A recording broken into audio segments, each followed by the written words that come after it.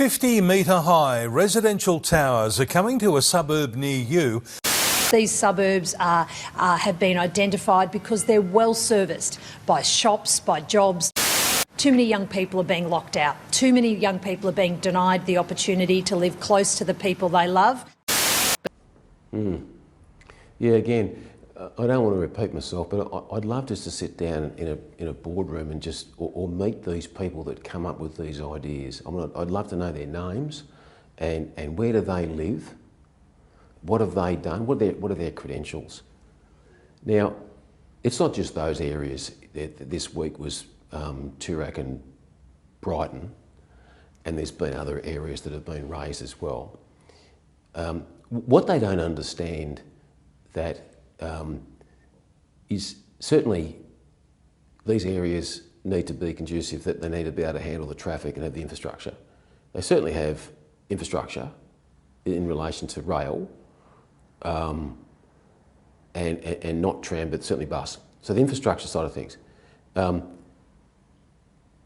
that would have been ticked off, and I'm sympathetic to that. The other issue you've got, of course, is that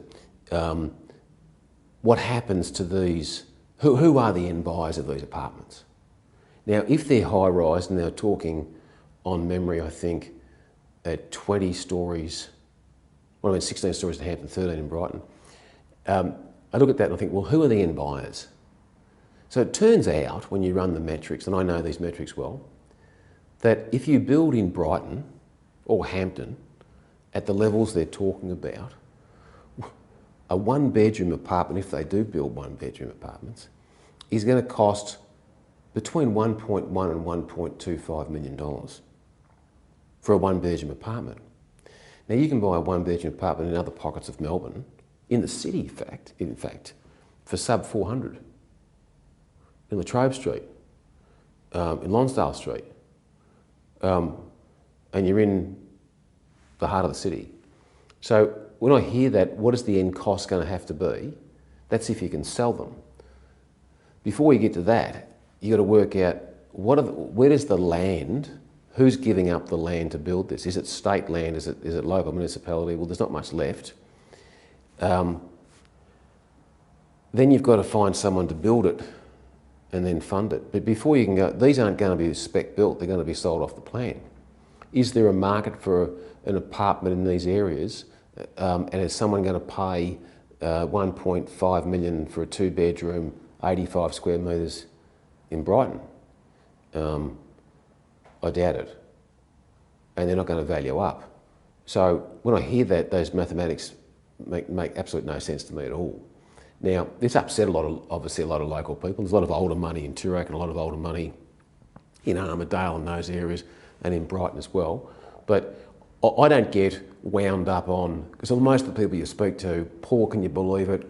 We're going to be overshadowed and they're going to block the sun on Church Street or block the sun on Bay Street at a certain time.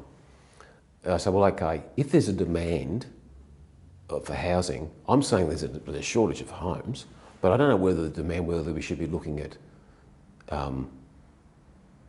Brighton and Toorak. I mean, is there other postcodes that we're looking at where we can do high-rise, where there will be a demand and it is affordable?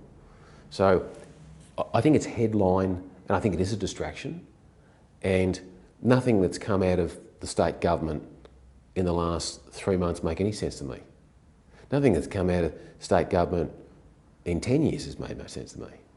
And everything's blown out. Nothing's maintained budget. So I think it's a lot of puff.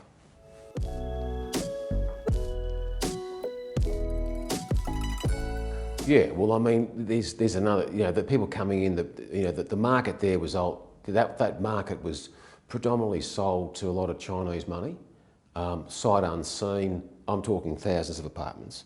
Going back to the central equity days, even post that, money that came in on big swags, 2007, 2008 post, GFC, 2011, 2012, large chunks of money coming in from Hong Kong, mainland China, and buying. I know groups that were selling. I know one individual fellow of mine, he's semi-retired now, he sold 7,000 apartments a year, and fly them in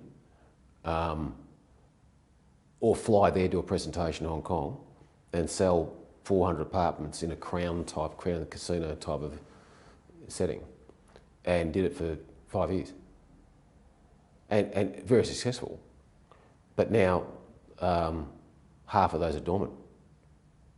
So no one wants to live there, and the valuation, they probably paid 500 grand for them and they'll value up at 320.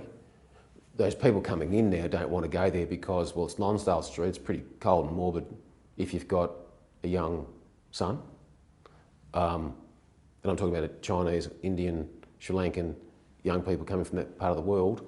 They want to be amongst it all near the schools. It's very school zone driven. So you need to be near Balwyn, Box Hill, Doncaster, McKinnon, those areas that have got fresh. So no, there's no desire to live there. But they've gone, the pendulum going, these people can't afford Toorak and Brighton. So first you've got to get the land. I'm dying to see where they actually get the parcel of land to go up 13, 16 stories and sell them. They're not going to the baby boomers. She's maintaining that, I think, just in the Premier, that they're going to go to affordable housing.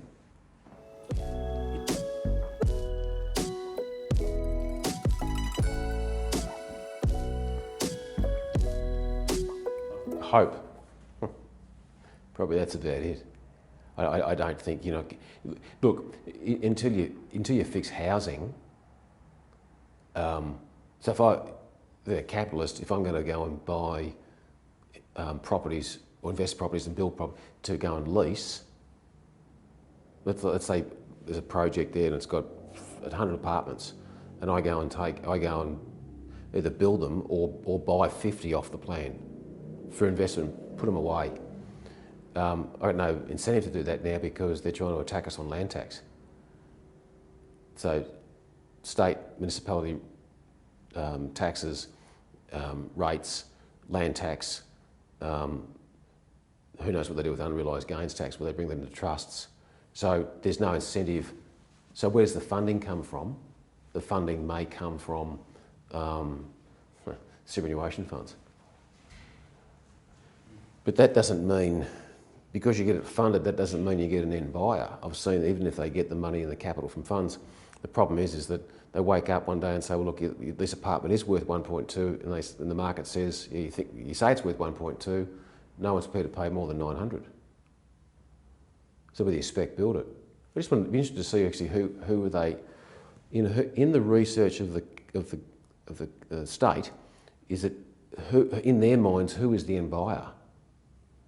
And what does that end buyer look like? What's the profile? Is he a baby boomer, or is he a young Indian, Sri Lankan fellow, well-educated, that's come here to educate his son? What's the profile?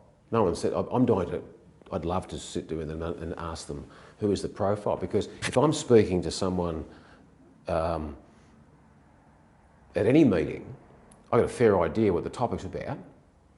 And if it's a corporate meeting and it's that setting, I'm going to present, and I know the content of that conversation. Well, who are these buyers? I'd just be interested to know. I think that's the first question I'd ask them. Seems half-baked at best. It just hasn't been thought through. I mean, what she's done is upset, and as we've said the other day, is that, you know, have they upset that and bringing a lot of those voters back in there to sort of change the balance of power? I think that's probably more the strategic move from the Labor. Labor's obviously a lot more intelligent than the Liberal side at the moment. Liberal don't have much brains trust, and maybe that's it. Aggravating locals, I don't know whether that's the strategy. I'm all for more housing, but it's being like surgical. It's not about how to cut, it's where to cut. And I don't think she's gone about it the right way.